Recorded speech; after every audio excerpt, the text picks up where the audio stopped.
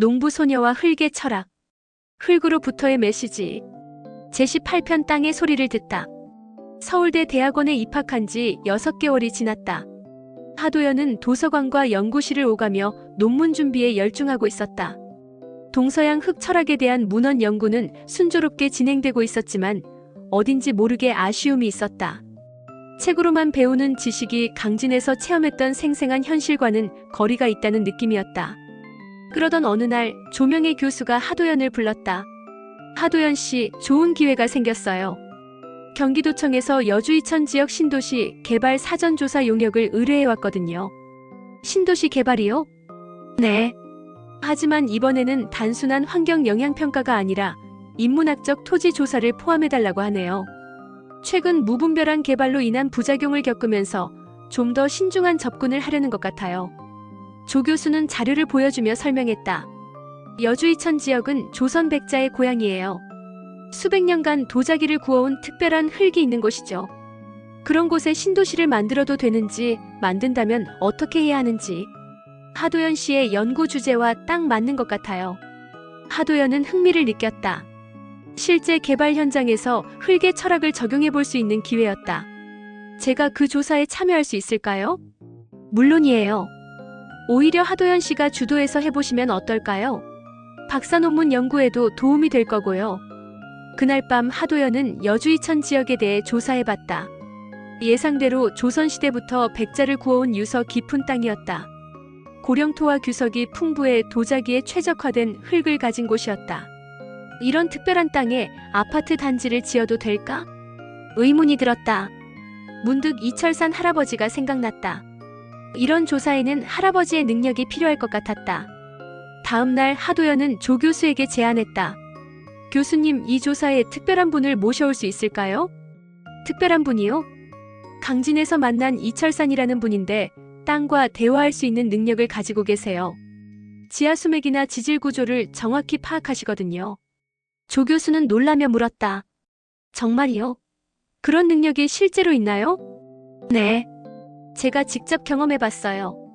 과학적으로는 설명하기 어렵지만 결과는 정확했어요. 흥미롭네요. 한번 모셔보죠.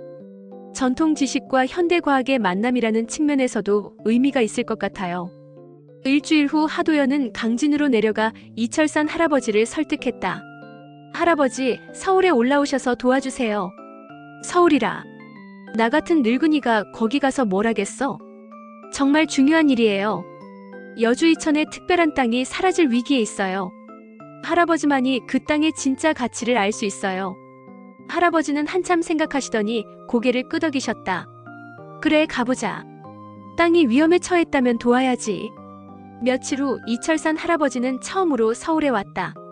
지하철역에서 만난 할아버지는 조금 어색해 보였지만 여전히 온화한 미소를 짓고 있었다.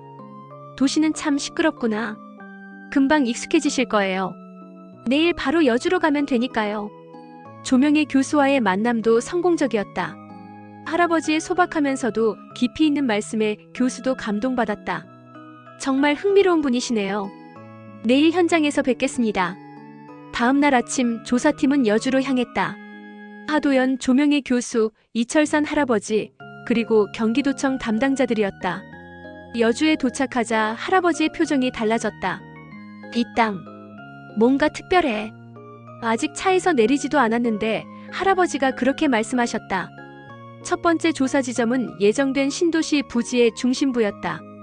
넓은 들판이 펼쳐져 있었고 멀리 산들이 둘러싸고 있었다. 할아버지는 차에서 내리자마자 무릎을 꿇고 땅에 손을 댔다. 그리고 눈을 감고 가만히 있었다. 어떠세요? 경기도청 담당자가 조심스럽게 물었다. 잠깐만. 할아버지는 더 깊이 집중했다. 5분 정도 지나자 눈을 뜨며 말씀하셨다. 이 땅은 살아있어. 정말 살아있는 땅이야. 무슨 뜻인가요? 지하 15m 지점에 거대한 지하 수맥이 흐르고 있어. 그리고 그 아래 30m 지점에는 아주 특별한 흙층이 있어. 조명의 교수가 흥미롭게 물었다. 특별한 흙층이요? 고령토야. 그런데 보통 고령토가 아니라 수백 년 동안 물의 흐름으로 정제된 최고급 고령토지. 할아버지는 일어나서 다른 곳으로 걸어갔다. 여기도 만져보자. 100m쯤 떨어진 곳에서 다시 같은 동작을 반복했다. 여기는 다르네. 지하수는 없고 대신 철분이 많은 붉은 흙이 있어. 조 교수는 놀라며 GPS 좌표를 기록했다. 정말 신기하네요. 이렇게 정확하게 알 수 있다니.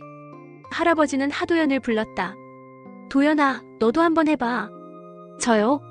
저는 아직. 시도해봐. 여기서 1년 넘게 연습했잖아. 하도연은 할아버지 옆에 무릎을 꿇었다. 그리고 두 손을 땅에 댔다.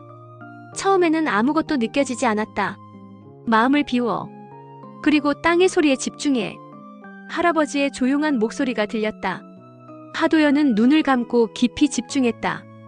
강진에서 연습했던 대로 겸손한 마음으로 흙에게 말을 걸었다. 안녕, 여주의 흙아. 나는 하도연이야. 너의 이야기를 듣고 싶어. 그 순간 놀라운 일이 일어났다. 손끝으로 미묘한 진동이 전해져 왔다. 마치 땅이 대답하는 것 같았다. 여기는 물이 흘러. 하도연은 깜짝 놀라 눈을 떴다. 할아버지, 뭔가 느껴져요. 뭐가 느껴져? 물이 흐르는 것 같아요. 깊은 곳에서. 할아버지가 미소를 지었다. 맞아. 이제 내가 땅의 목소리를 듣기 시작한 거야. 조명희 교수와 경기도청 담당자들은 믿을 수 없다는 표정이었다. 하도연은 다시 집중했다. 이번에는 더 선명하게 느껴졌다. 지하 깊은 곳에서 물이 흐르는 소리, 그리고 부드러운 흙의 감촉까지. 깊이는 15m 정도. 그리고 흙이 정말 부드러워요. 할아버지가 고개를 끄덕였다. 정확해. 이제 진짜 시작이야. 조사팀은 하루 종일 여러 지점을 돌아다녔다. 할아버지와 하도연이 함께 땅을 조사하고 조 교수가 과학적 분석을 위한 토양 샘플을 채취했다. 놀라운 것은 할아버지와 하도연의 말이 계속 일치한다는 것이었다. 지하수맥의 위치, 토양의 성질, 심지어 과거 이곳에서 일어난 일들까지 비슷하게 감지했다. 이 자리에는 예전의 가마가 있었어요. 하도연이 한 지점에서 말했다. 어떻게 알아? 할아버지가 물었다. 흙에서. 불의 기억이 느껴져요. 오래전에 뜨거운 불이 있었던 것 같아요. 할아버지가 놀라며 고개를 끄덕였다. 맞아. 나도 그렇게 느꼈어. 이곳은 조선시대 백자 가마터였을 거야. 경기도청 담당자가 확인해보니 정말로 그 자리에서 500년 전 백자 가마터 흔적이 발견된 적이 있다고 했다. 저녁에 숙소로 돌아와서 조명희 교수가 말했다. 정말 놀라운 하루였어요. 과학으로는 설명하기 어렵지만 결과는 부정할 수 없네요. 할아버지가 차를 마시며 말씀하셨다. 땅은 모든 것을 기억해. 물이 흘렀던 흔적, 불이 있었던 흔적, 사람들이 살았던 흔적.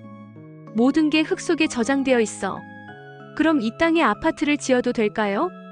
경기도청 담당자가 물었다. 할아버지는 잠시 생각하시더니 대답했다. 일부는 보존해야 해. 특히 지하수맥이 흐르는 곳과 옛 가마터 주변은 절대 건드리면 안 돼. 왜요? 그곳들은 이 땅의 혈맥이야. 그걸 끊으면 땅 전체가 죽어버려. 하도연도 고개를 끄덕였다. 저도 같은 생각이에요. 특별한 곳은 보존하고 개발이 꼭 필요한 곳만 최소한으로 해야 할 것 같아요. 그날 밤 하도연은 흥분해서 잠이 오지 않았다. 드디어 흙과 대화할 수 있게 된 것이었다. 강진에서 1년 넘게 연습했던 것이 드디어 결실을 맺은 순간이었다. 방 안에서 할아버지가 주신 흙 표본들을 꺼내 만져봤다. 이제는 각각의 흙에서 서로 다른 느낌이 전해져 왔다. 논의 흙은 부드럽고 촉촉했고 산의 흙은 거칠면서도 생명력이 넘쳤다. 이제 정말로 흙의 철학을 연구할 자격이 생겼구나. 하도연은 감동했다.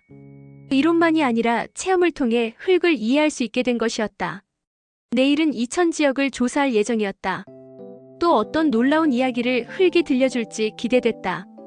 그리고 무엇보다 이 능력을 어떻게 연구에 활용할지, 어떻게 다른 사람들에게 전달할지 고민이 시작됐다. 과학적으로 설명하기 어려운 것을 어떻게 학문적으로 정리할 것인가. 하지만 그것도 흙이 가르쳐줄 것이라는 확신이 들었다. 지금까지 그래왔듯이.